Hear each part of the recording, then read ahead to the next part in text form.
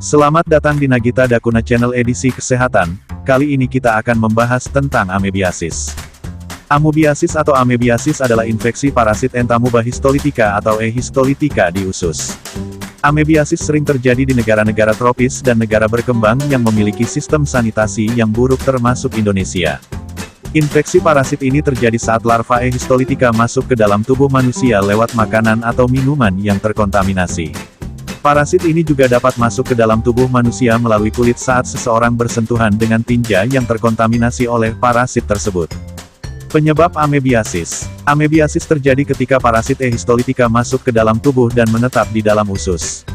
Berikut adalah cara penularan E. histolytica, yaitu mengonsumsi makanan dan minuman yang terkontaminasi histolytica, bersentuhan dengan tanah, air, pupuk, atau tinja yang terkontaminasi histolytica, bersentuhan dengan benda yang terkontaminasi histolytica, termasuk dudukan toilet, melakukan seks anal dengan penderita amebiasis.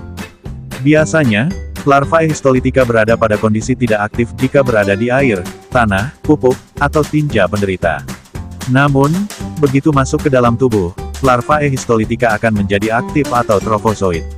Larva aktif akan berkembang biak di saluran pencernaan, kemudian bergerak dan menetap di dinding usus besar. Seseorang yang sering bepergian ke negara tropis atau daerah yang memiliki banyak kasus amebiasis berisiko terinfeksi parasit ini. Jika sudah terinfeksi E. histolytica, beberapa faktor berikut dapat membuat infeksi jadi semakin parah, yaitu kecanduan alkohol, menggunakan obat kortikosteroid dalam jangka waktu yang lama, mengalami malnutrisi, menderita kanker, sedang hamil. Gejala amebiasis. Gejala yang muncul saat seseorang mengalami amebiasis akan muncul dalam 7-28 hari setelah terinfeksi parasit. Kebanyakan penderita hanya akan mengalami gejala di bawah ini, yaitu diare, kram perut, buang angin berlebihan, sangat lelah. Jika dibiarkan, parasit dapat menembus dinding usus dan menyebabkan luka. Parasit ini juga bisa menyebar ke organ hati melalui pembuluh darah dan menyebabkan abses hati atau kumpulan nanah.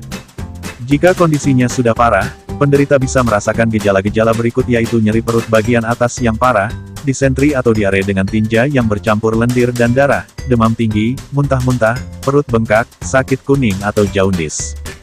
Kapan harus ke dokter? Lakukan pemeriksaan ke dokter jika Anda mengalami gejala-gejala amebiasis yang disebutkan di atas. Jika amebiasis cepat didiagnosis dan ditangani, risiko terjadinya komplikasi bisa dicegah. Segera periksakan diri ke dokter bila mengalami gejala amebiasis yang parah, seperti diare yang berlangsung selama lebih dari 2 minggu, disentri, dan gejala dehidrasi. Diagnosis amebiasis. Untuk mendiagnosis amebiasis, dokter akan menanyakan keluhan dan gejala yang dialami pasien, serta riwayat kunjungan ke daerah tertentu, riwayat kesehatan, dan bagaimana pola hidup pasien. Selanjutnya, dokter akan melakukan pemeriksaan fisik.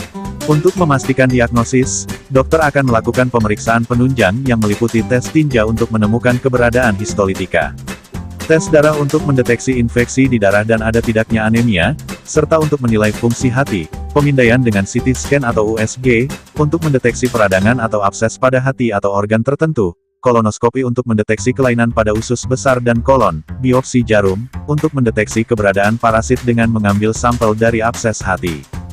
Pengobatan amebiasis. Pengobatan amebiasis bertujuan untuk membunuh parasit, mengurangi risiko penyebaran parasit ke bagian tubuh yang lain, serta mengatasi keluhan dan gejala.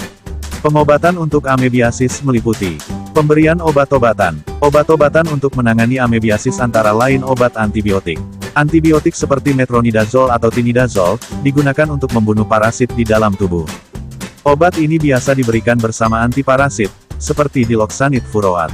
Obat anti-mual. Obat anti-mual diberikan untuk meredakan mual yang sering terjadi pada penderita amebiasis. Penggantian cairan tubuh.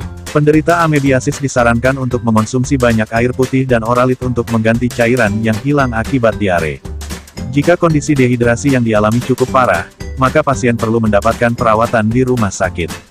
Operasi. Jika amebiasis menimbulkan perforasi usus atau pecahnya usus atau kolitis parah atau fulminan kolitis, dokter akan melakukan operasi untuk mengangkat usus yang bermasalah. Selain itu, operasi juga bisa dilakukan untuk mengatasi abses hati yang tidak membaik setelah pemberian antibiotik. Komplikasi amebiasis. Amebiasis yang tidak ditangani dapat menyebabkan sejumlah komplikasi seperti anemia akibat perdarahan usus, khususnya pada penderita yang mengalami radang usus atau amebik kolitis, sumbatan atau obstruksi pada usus akibat gumpalan jaringan pada usus atau ameboma, penyakit liver, misalnya abses hati amebik, yaitu pembentukan abses di jaringan hati, sepsis, yaitu penyebaran infeksi parasit ke seluruh tubuh, termasuk otak. Pencegahan amebiasis. Amebiasis bisa dicegah dengan menerapkan pola hidup bersih dan sehat. Beberapa langkah yang dapat dilakukan adalah terapkan kebiasaan cuci tangan dengan sabun dan air mengalir. Lakukan terutama setelah buang air kecil atau buang air besar, sebelum dan sesudah makan atau mengolah makanan, serta sesudah mengganti popok bayi, cuci sayur atau buah sampai bersih dan kupas sebelum dikonsumsi. Cuci peralatan masak sampai bersih sebelum digunakan, rebus air hingga mendidih sebelum diminum, konsumsi susu dan produk susu yang sudah melalui proses pasteurisasi. Jangan berbagi penggunaan alat mandi, seperti handuk, sabun, atau sikat gigi, dengan orang lain. Salam sehat, sampai jumpa di video selanjutnya. Terima kasih.